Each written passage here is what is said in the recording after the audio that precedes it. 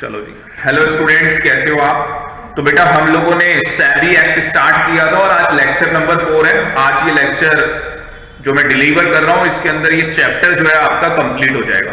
ठीक है जी। तो हेडिंग डालेंगे सेक्शन 26। कौन सा सेक्शन है जी हमारे पास? सेक्शन 26। और सेक्शन 26 के अंदर क्या कह रहा है मैं आपको पढ़ के बताता हूं। Cognizance of offence by court. तो यहां पे कोर्ट का मतलब क्या है? कोर्ट का मतलब है यहां पे स्पेशल कोर्ट। कोर्ट का मतलब क्या है यहां पे?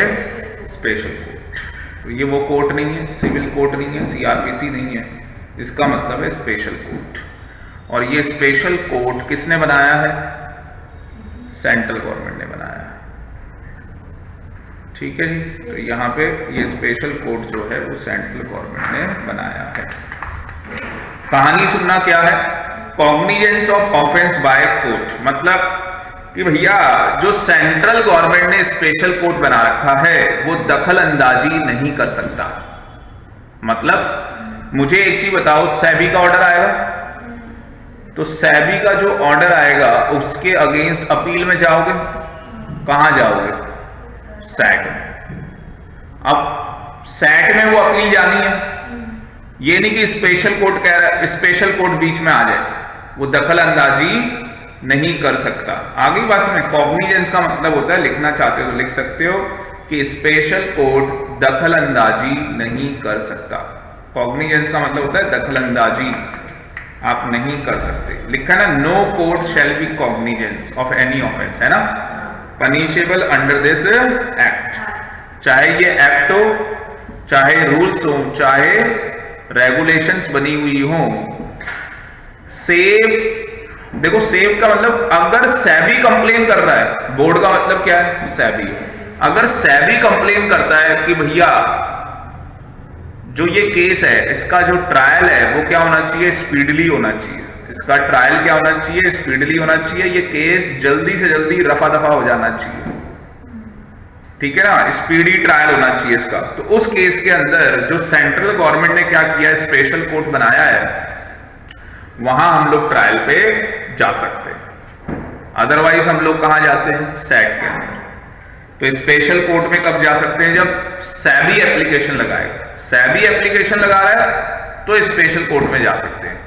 अगर कोई एप्लीकेंट एप्लीकेशन लग रहा है, एग्रीव्ड पर्सन एप्लीकेशन लगा रहा है, तो हम लोग स्पेशल कोर्ट में नहीं जा सकते। तो लिख लो यहां पे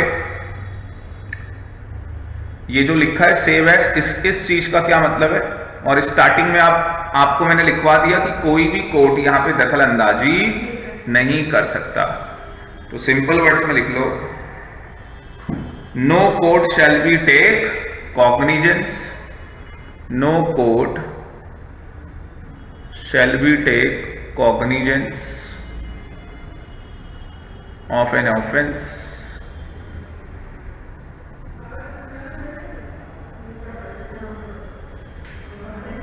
है ना, punishable under this act,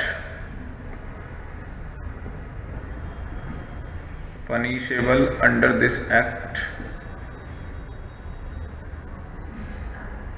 or rules or regulations, or rules or regulation, full stop. But if SEBI complain,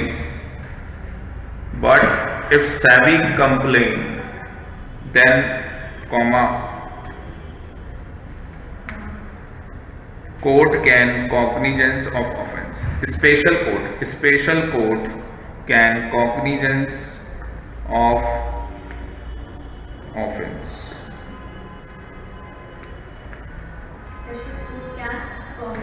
हाँ, cognizance of offense। अब आ जाओ 26 कैपिटल ए और 26 बी। इधर देखो ये 26 कैपिटल ए है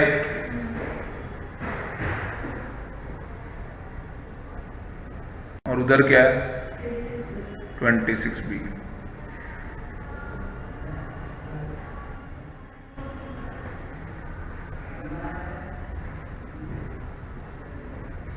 तो 26 कैपिटल ए, 26 बी। तो ध्यान से देखना क्या बोलता है। सबसे पहले कह रहा है एस्टैब्लिशमेंट ऑफ स्पेशल कोर्ट। तो सबसे पहले एस्टैब्लिशमेंट की बात कर रहा है कि भैया इसको बनाएगा कौन।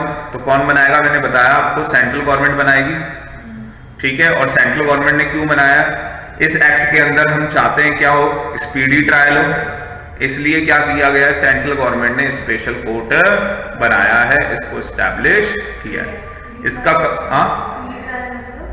स्पीडी ट्रायल मतलब जल्दी फैसला चाहिए आपको, हाँ फास्ट ट्रैक चाहिए आपको। कंपोजिशन का मतलब कि जो आपका ये स्पेशल कोर्ट होगा इसके अंदर कौन लोग होंगे। तो सिंपल वर्ड्स में लिख लो, एस्टैब्लिशमेंट तो आप जाके नोट्स में लिख लोगे, बना लोगे। आप समझ रहे हो कैसे करना है। 26 कैपिटल ए लिखा, पहला पॉइंट क्या आ गया, एस्टैब्लिशमेंट ऑफ स्पेशल कोर्ट, उसमें लिख लो सेंट्रल गवर्नमेंट बनाती है इसको। दूसरा पॉइंट डालो कंपोजिशन,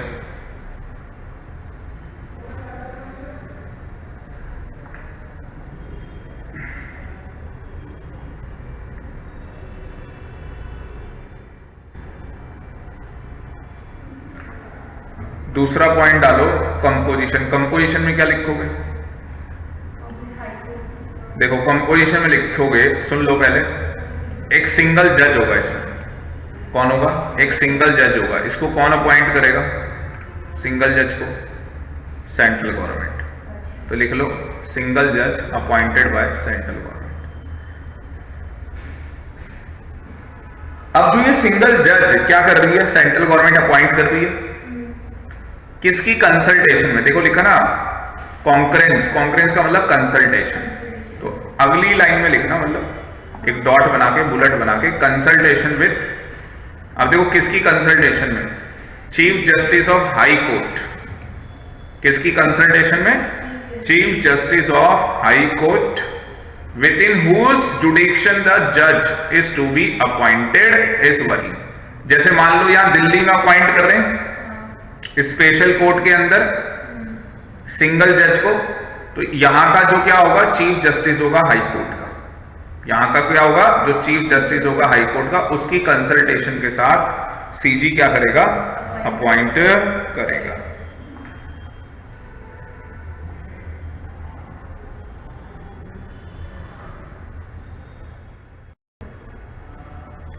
समझ में आया यहां तक, कोई दिक्कत बोलो, आगे सुनो। क्वालिफिकेशन क्या होगी इसकी अपॉइंटमेंट की, मतलब कि ये कौन अपॉइंट हो सकता है, तो पहले समझ लो। कह रहा पर्सन शैल नॉट, देखो हमेशा ना नेगेटिव लैंग्वेज लिखी होती है कि अपॉइंट नहीं हो सकते, फिर मतलब नहीं हो सकते तो मतलब हो कौन सकते हैं, देखो अनलेस, मतलब कि ये कंडीशन, अनलेस का मतलब कंडीशन। अगर आप क्या हो, आपकी अपॉइंटमेंट से पहले आप क्या हो, सेशन जज के, आप सेशन जज में ऑफिस होल्ड करते हो तो आप हो जाओगे सेशन जज। मतलब डिस्ट्रिक्ट होते हैं, जो डिस्ट्रिक्ट के अंदर होते हैं, जैसे दिल्ली के अंदर टोटल 6 डिस्ट्रिक्ट कोर्ट है, ठीक है ना। बाकी मैं सीपीसी सीआरपीसी पढ़ाऊंगा जेआईजीएल के अंदर, उसमें डिटेल में हम लोग आएंगे। तो अगर आप क्या हो, सेशन जज हो आप, ठीक है, वहां ऑफिस आप होल्ड कर रहे हो ऑन और बिफोर अपॉइंटमेंट, अपॉइंटमेंट से पहले। तो अगर हम आपको स्पेशल कोर्ट का जज बनाना चाहते हैं तो आपने इससे पहले कहां पे ऑफिस होल्ड किया हो, सेशन जज में ऑफिस होल्ड किया हो, एडिशनल सेशन जज, या आप वहां पे क्या रहे हो, एडिशनल सेशन जज रहे हो। तो सीधी और सिंपल सी बात है कि यहां पे जो स्पेशल कोर्ट के अंदर जज अपॉइंट होगा उसकी क्वालिफिकेशन लिख लो। क्या क्वालिफिकेशन है, लिखो क्वालिफिकेशन, हाँ जी, third point, qualification for appointment. तो पहली क्वालिफिकेशन क्या है,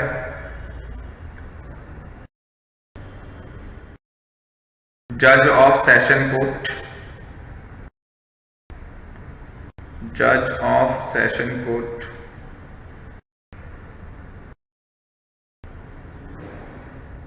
और एडिशनल सेशन जज, और क्या रहा हो, एडिशनल सेशन जज रहा।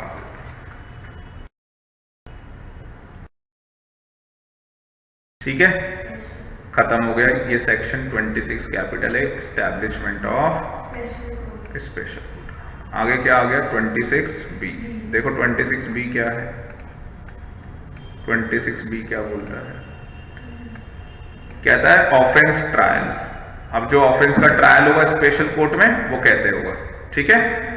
तो क्या बोल रहा है, all offence under this act committed prior to the date of commencement of security law amendment on or after date of such commencement, on or after date of such commencement shall be taken cognizance of and trial bye.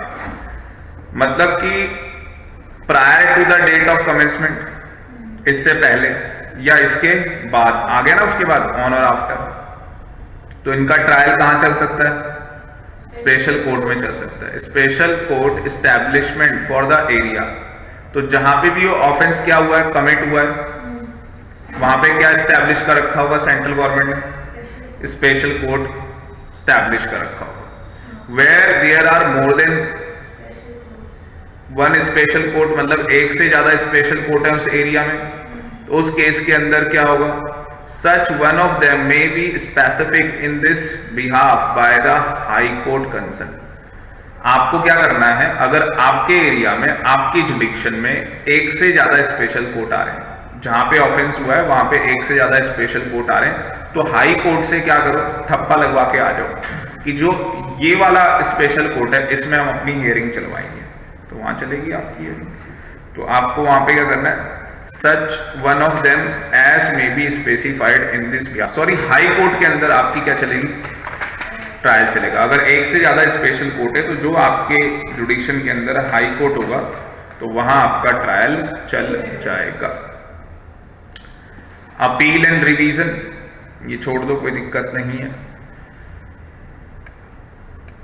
Appeal and revision मैंने, आप यहां पे हारोगे case तो कहां जाओगे, high court में जाओगे, ठीक है। और अगर हाई कोर्ट में चल रहा था तो सुप्रीम कोर्ट में, पर सुप्रीम कोर्ट में ओनली क्वेश्चन ऑफ लॉ चलेगा, फैक्ट्स नहीं चलेंगे। नेक्स्ट सेक्शन आ जाओ, 26D, ये पढ़ लेना, कुछ नहीं है 26D में। 26D में क्या है, application of code to proceeding before special court.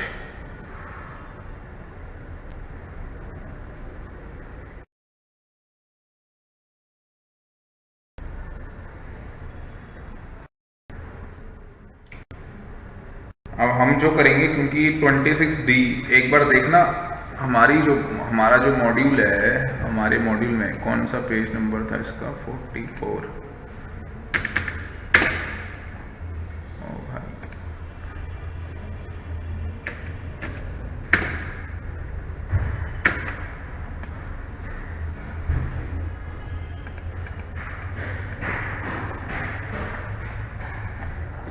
Penalties हो गई थी सारी।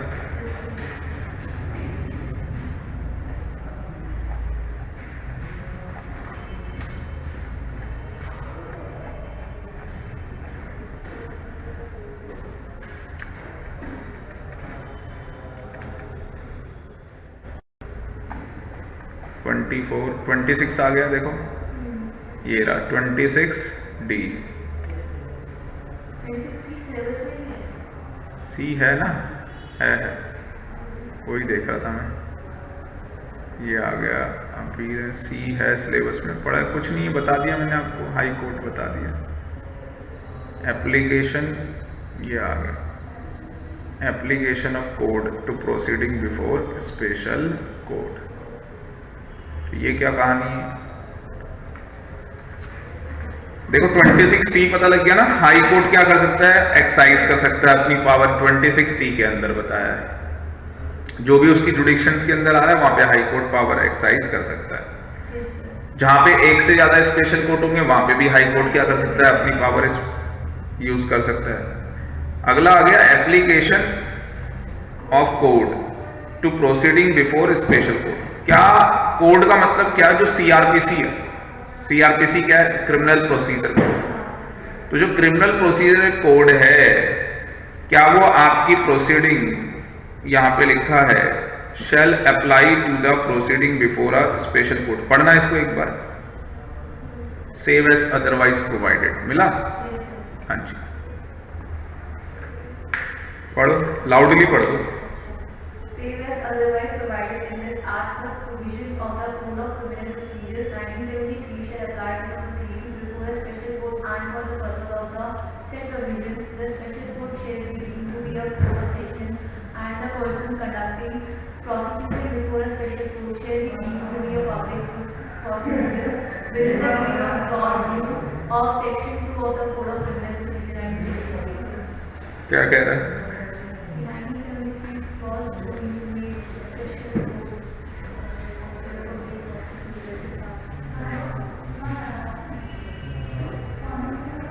देखो जो सीआरपीसी के प्रोविजंस हैं वो आपके ऊपर अप्लाई होंगे सेम स्पेशल कोर्ट के अंदर, और जो यहाँ पे डिफेंड करने वाला जो केस होगा वो कौन होगा? Public prosecutor. पब्लिक प्रोसिक्यूटर कौन है?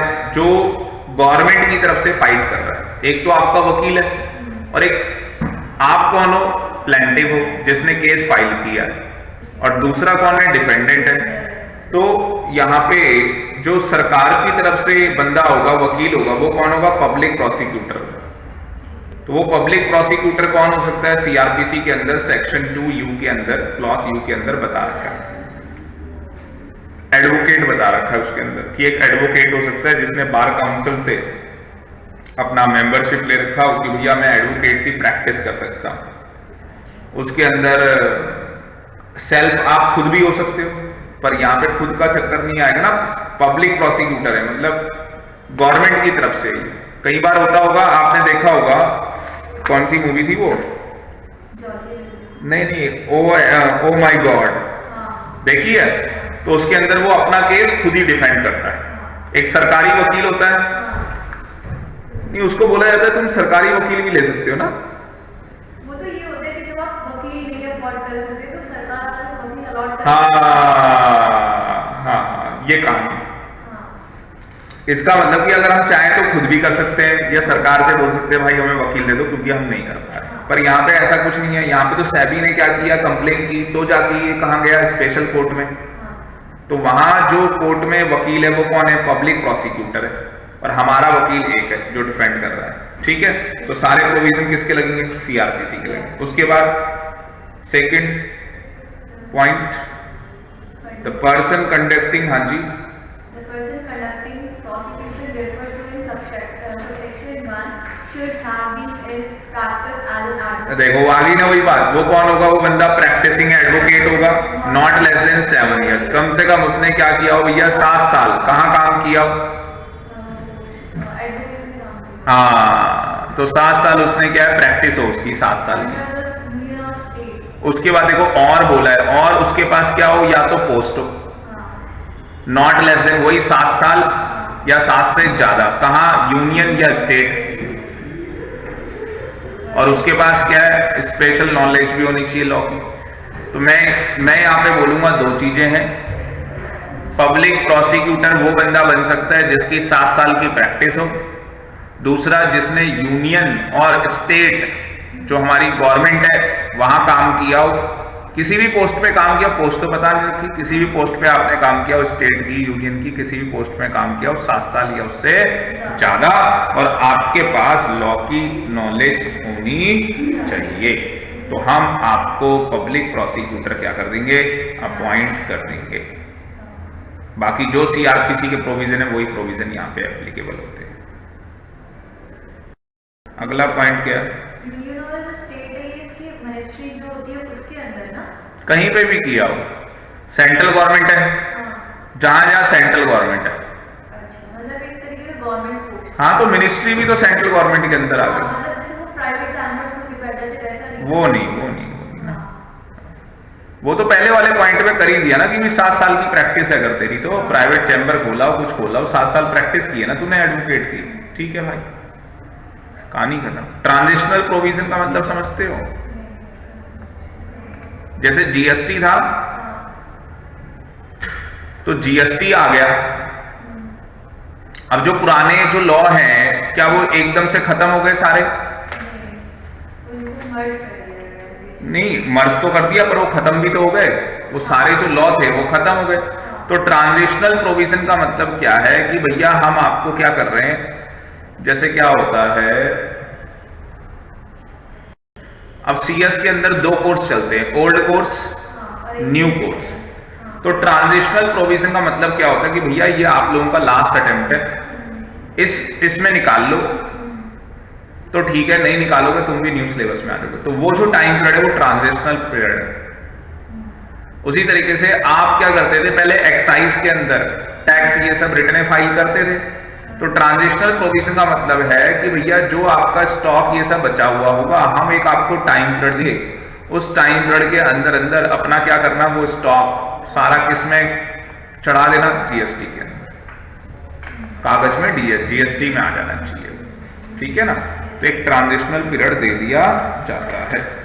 उसी तरीके से यहां पे क्या बोला है, पढ़ो, any offence committed under this act which is triable by a special court shall, until a special court is established, be taken cognizance of and tried by a court of session exercising jurisdiction over the area, notwithstanding anything contained in the Code of Criminal Procedures 1973, provided that nothing contained in this section shall affect the powers of the High Court under the section 407 of the Code of Criminal Procedures 1973 to transfer any case or class of cases taken cognizance by a court of session under this section. तो देखो सीधा और simple सा उसने बता दिया, कोई भी ऑफेंस कमिटेड हुआ इस एक्ट के अंदर, जो कि ट्रायल कहां चल रहा है, स्पेशल कोर्ट के अंदर उसका ट्रायल चल रहा है। तो उसका ट्रायल कहां चल रहा है, स्पेशल कोर्ट के अंदर ट्रायल चल रहा है। Until a special court is established B taken cognizance and trial by a court of session exercising jurisdiction over the area, मतलब कि जो भी स्पेशल कोर्ट वहां पे आता है वो वहां उसका ट्रायल चलने लग जाएगा, notwithstanding anything contain in CrPC. सीधी बात है, सीआरपीसी गया मतलब कि क्रिमिनल प्रोसीजर कोड गया भाड़ में, हमने उस एरिया के लिए स्पेशल कोर्ट बना रखा है, तो उनका ट्रायल उसी स्पेशल कोर्ट में चलना है, provided that nothing contain in this section shall affect the power. अब इस सेक्शन में चाहे कुछ बता रखा हो या ना बता रखा हो, ये मतलब होता है प्रोवाइडेड। इन सेक्शन में चाहे कुछ बता रखा हो या ना बता रखा हो, कुछ बता रखा हो या ना बता रखा हो, प्रोवाइडेड दैट नथिंग कंटेन्ड। किसके लिए नहीं बता रखा हो, पावर ऑफ हाई कोर्ट। तो हाई कोर्ट की पावर अफेक्ट नहीं करेंगी भाई। हाई कोर्ट की जो पावर है सीआरपीसी के अंदर सेक्शन 407 के अंदर, वो सारी पावर है उसके पास। तो वही वाली बात है ना कि अगर कहीं पे हमें एक से ज्यादा स्पेशल कोर्ट मिल रहे हैं तो हाई कोर्ट में फिर जाना पड़ेगा आपको। तो हाई कोर्ट अपनी पावर यूज करेगी, फिर आपका स्पेशल कोर्ट में हियरिंग नहीं चलेगा, आपका ट्रायल कहां चलेगा, हाई कोर्ट के अंदर चलेगा। तो ट्रांजिशनल प्रोविजन का मतलब क्या हो गया कि भैया जो हमारा सेबी एक्ट है उसके अंदर भी ट्रांजिशनल प्रोविजन है, मतलब कि ऐसा नहीं है कि सीआरपीसी चलना है।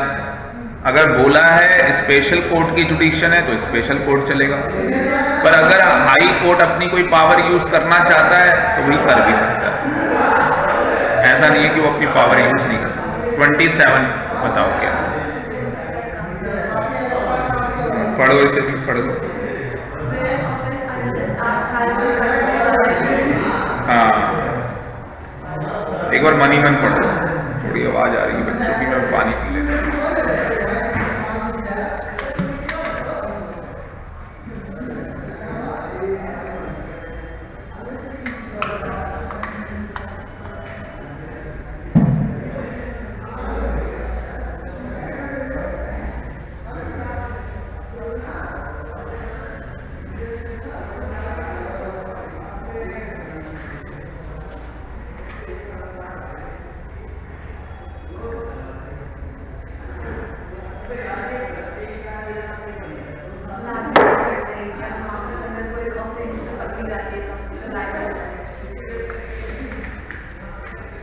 Very good. तो अगर कोई ऑफेंस होता है इस एक्ट के अंदर तो कंपनी क्या होगी, लायबल होगी। अच्छा ये भी बोला है कंपनी तो लायबल होगी और company shall be deemed to be the guilty of an offence shall be liable for the proceeding against the punished accordingly. कह रहा है एक्सेप्शन है, this section not render any such person. अगर कोई person कहता है कि सर ये जो ऑफेंस हुआ है ये मेरी नॉलेज में था ही नहीं, मेरी नॉलेज ही नहीं है इसकी, तो वो बंदा बच जाएगा, अदरवाइज वो भी लपेटेगा. तो इसलिए एक कंपनी से आप कंपनी सेक्रेटरी बनने जा रहे हैं, जब भी कोई काम हो, जब भी क्या हो, कोई काम हो, तो भैया आप क्या करो, अपनी नॉलेज में रखो कि भैया ये काम मेरी नॉलेज में हुआ है और उसमें साइन करो. अगर कोई काम आपकी नॉलेज में नहीं हुआ तो जो असली में क्या, जब आप जॉब में जाओगे तो एक एनओसी आपसे साइन करवाया जाएगा. तो आप उस एनओसी में एक चीज और लिखवा दो कि भैया जो मेरी नॉलेज में नहीं है या जो मेरे साइन नहीं है जिसमें, इसका मतलब कि वो काम मेरी नॉलेज में नहीं था. तो बस इसलिए सोच समझ के साइन करो हर जगह.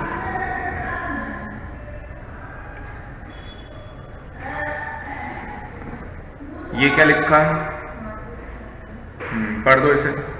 Notwithstanding anything contained in subsection 1, where an offence under this act has been committed by a company and it is proved that the company offences has been committed with the consent or convenience of its or is attributable to any delegate on the part of any director, manager, secretary or other officer of the company, such director, manager, secretary or other officer shall always be deemed to be a guilty of the offence and shall be liable to be proceed against the punished accordingly. समझ में आ गया होगा कि अगर वो किसी director, manager या secretary, company secretary और any other officer, chartered accountant, CEO, CFO, उनकी वजह से हुआ तो डीम्ड गिल्टी मान लिए जाएंगे, उनको भी पनिश कर दिया जाएगा. बाकी कंपनी का मतलब बॉडी कॉर्पोरेट भी हो सकता है, ठीक है, including firm, association of individual भी हो सकता है. Director in relation to firm means partner of a firm.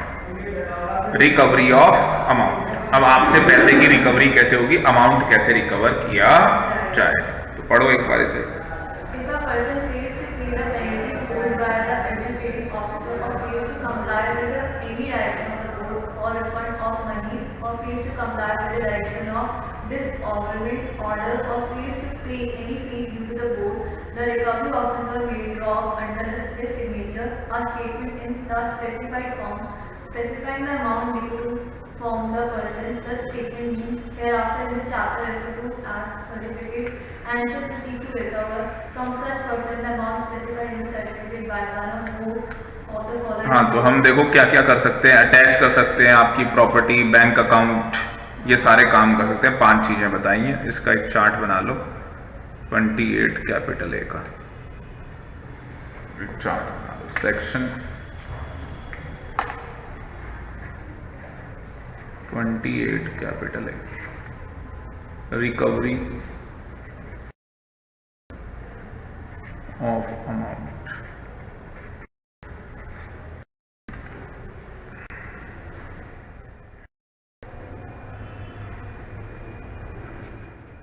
when question mark if a person fails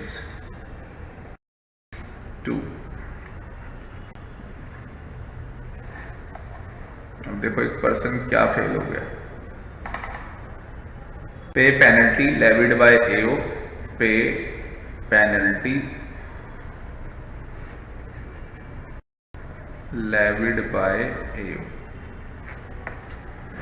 उस पर्सन के ऊपर क्या लगाई गई थी,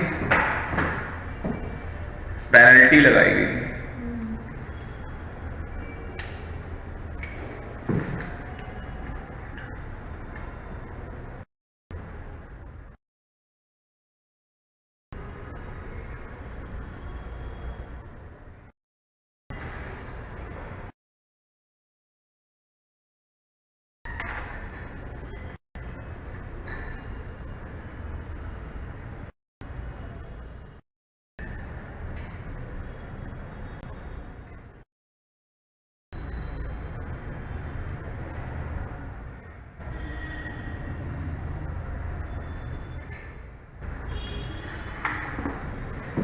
तो उसके ऊपर क्या लगाई गई थी,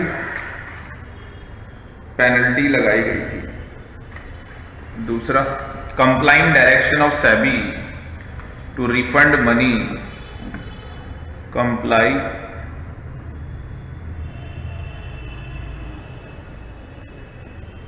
direction of SEBI to refund money or discouragement order। बता रहा हूं क्या मतलब है इसका।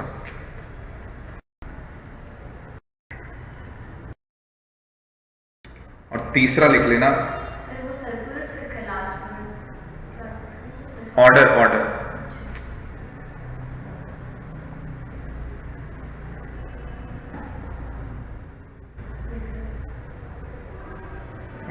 तीसरा लिख लो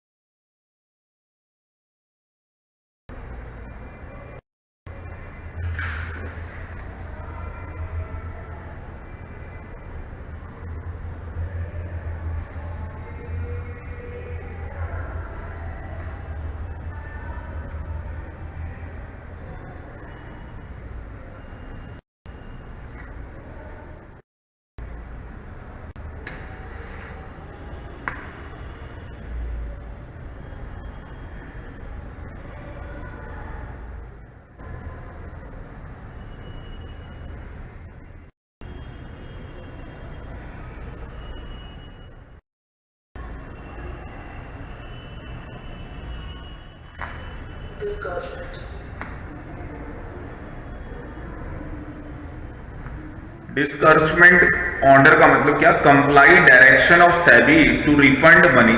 भैया सेबी ने बोला कि क्या करो, रिफंड कर दो मनी, मतलब ओवर सब्सक्रिप्शन हो गया 100 करोड़ का, तुम्हें कितना चाहिए था 80 करोड़, तो 20 करोड़ वापस करना चाहिए था ना, आपने वापस नहीं किया।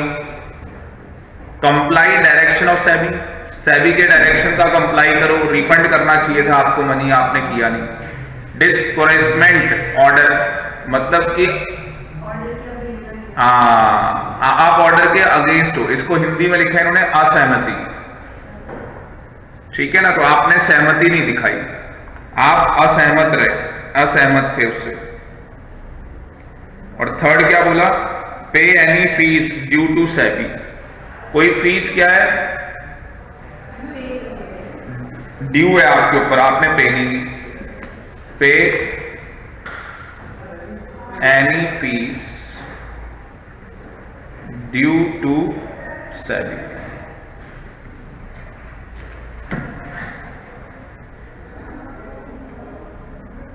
तो यहां पे क्या होगा, मैं नेक्स्ट, ये लिख लिया ना आपने, मैं नेक्स्ट पेज पे लिख रहा हूं, अपने तो पेज ही फ्री के हैं। तो यहां पे क्या होगा, हाउ, सबसे पहले क्या था वहां पे, व्हेन, मतलब कि कब आपसे रिकवरी होगी अमाउंट की, जब आपने 3 काम किए होंगे, तीनों में से कोई सा भी, आपके ऊपर पेनल्टी लगी, आपने पे नहीं की, आपको जो डायरेक्शन बोली गई सेबी की, आपने वो कंप्लाई नहीं की, आप असहमत हो, ठीक है, सेबी के ऑर्डर से, या pay any fees due to SEBI, कोई भी फीस ड्यू है सेबी को, वो आप नहीं दे रहे, तो हाउ, कैसे रिकवर होगा, लिखो, तो रिकवरी कैसे होगी, रिकवरी ऑफिसर होगा, वो आपसे रिकवर करेगा, रिकवरी ऑफिसर अपॉइंट करेगा, कौन, अपॉइंटेड बाय सेबी, तो सेबी क्या करेगा, रिकवरी ऑफिसर को अपॉइंट करेगा, may draw upon a statement, वो क्या करेगा, एक स्टेटमेंट ड्रॉ करेगा under his signature, under his signature,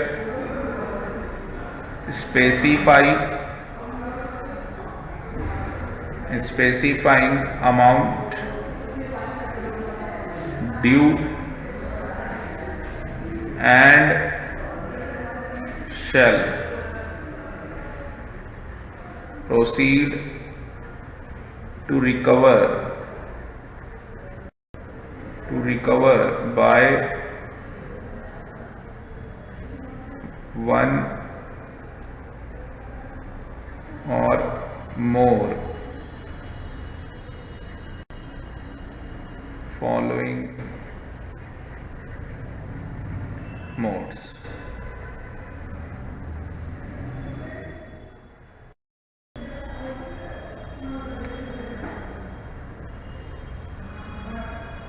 तो यहां पे क्या बोला, रिकवरी ऑफिसर अपॉइंट किया जाएगा, सेबी अपॉइंट करेगा, may draw statement under his signature, specify the amount due.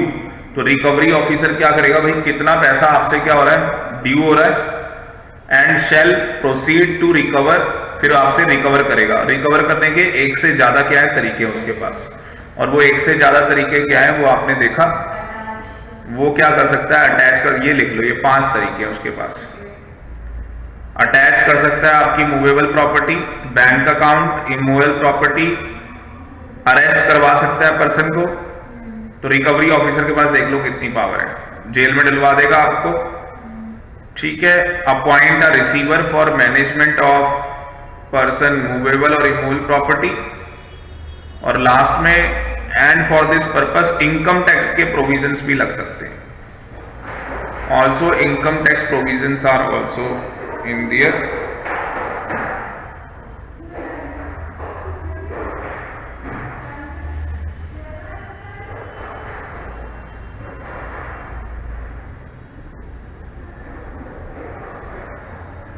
ई के बाद बस एक पॉइंट और लिखना है, ई के बाद एक एफ और आ जाएगा, इन्होंने नहीं लिखा है एफ में क्या आ जाएगा, provision of income tax are also levied, section लिख देना कुछ, तो इनकम टैक्स के सेक्शन आपके ऊपर लग जाएंगे।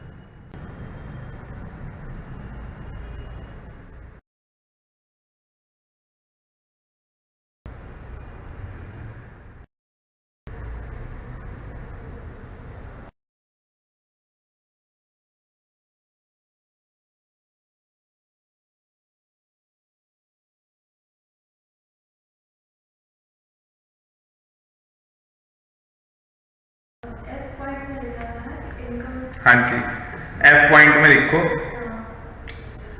Income tax provisions as per section,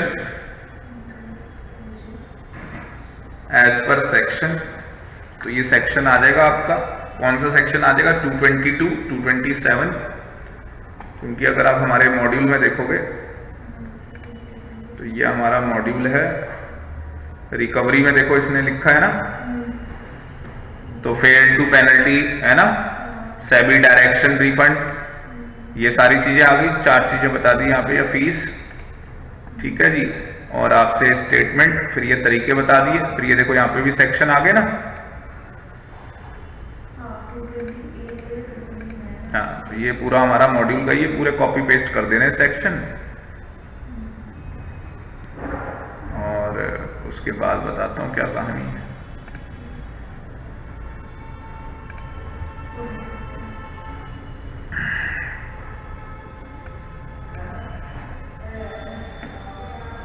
उसके बाद कहानी क्या है,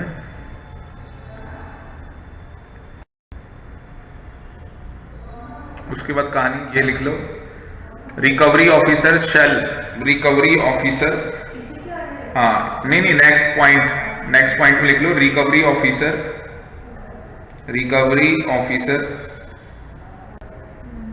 कैन टेक हेल्प, हाँ जी, can take help of the local district administration. तो लोकल डिस्ट्रिक्ट एडमिनिस्ट्रेशन की वो क्या कर सकता है, हेल्प ले सकता है, मतलब पुलिस वालों को बोल देगा, या डीएम को बोल देगा मेरे को पुलिस वाले दो, इस कंपनी में जाना है ना भाई, तो मैं रिकवरी ऑफिसर हूँ, सेबी ने मुझे अपॉइंट कर रखा है और आज तो मेरा मन है इनकी सारी प्रॉपर्टी में ताला लगा दूंगा। तो ये कहानी ना थोड़ा पुलिस वाले लेके जाएगा तो ठीक रहेगा। उसके बाद अगले उसमें क्या लिखा देखो, notwithstanding anything contained in any other law for the time being in force.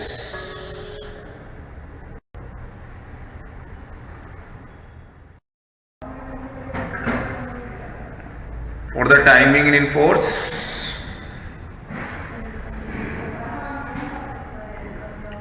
recovery amount by recovery officer, subsection, non-compliance of any direction by the board under section 11B shall have precedence over any other claim against such person। देखो क्या है, जो person है चाहे वो company हो कोई भी हो भाई, उसके अगेंस्ट हो सकता है कि और लोगों के भी क्लेम हो, पर यहां पे बोला गया है किसका क्लेम वो करेगा, क्या करेगा, सुपरसीड करेगा। सुपरसीड मतलब प्रिवेल करेगा। तो ये जो सेक्शन 11B वाला है ये क्लेम क्या करेगा, सुपरसीड करेगा, मतलब कि प्योरिटी बेसिस पे ये क्लेम आपको सबसे पहले पे करना है। Notwithstanding anything contained in any other law, सारे लॉ गए भाड़ में जितने भी टाइम बीइंग इन फोर्स है। हमने अपने रिकवरी ऑफिसर को भेजा है, सेबी एक्ट के अंदर जो सेक्शन 11B में आपके ऊपर पेनल्टीज हैं, पहले वो पैसे रिकवर होंगे, बाकी के क्लेम बाद में।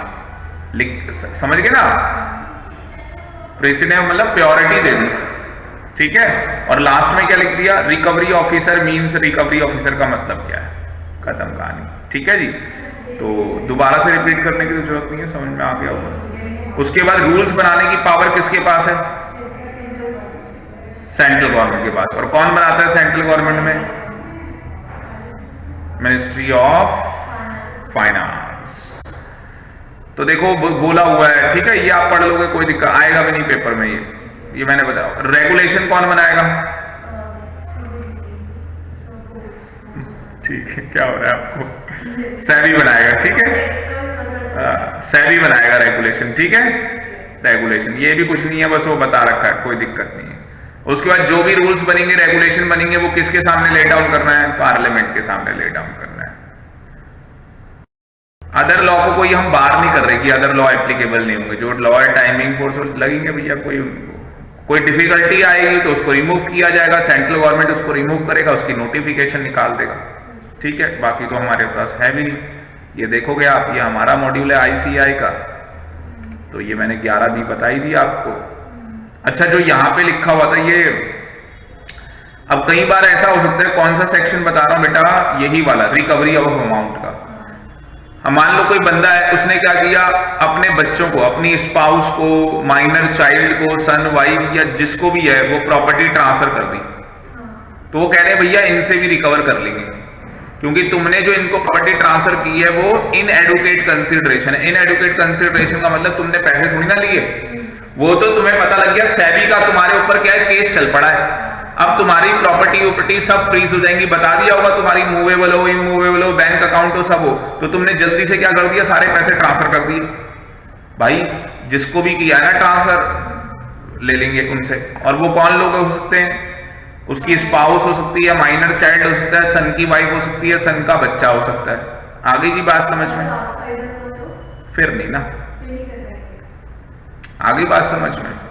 आपने अपने पापा को ट्रांसफर कर दिए, पापा से रिकवर कर लेंगे। पापा ने किसी को बेच दी वो प्रॉपर्टी, मेरे को बेच दी, फिर नहीं होगी ना, क्योंकि मैंने तो गुड फेथ पे खरीदी होगी, फिर नहीं हो पाएगा रिकवर।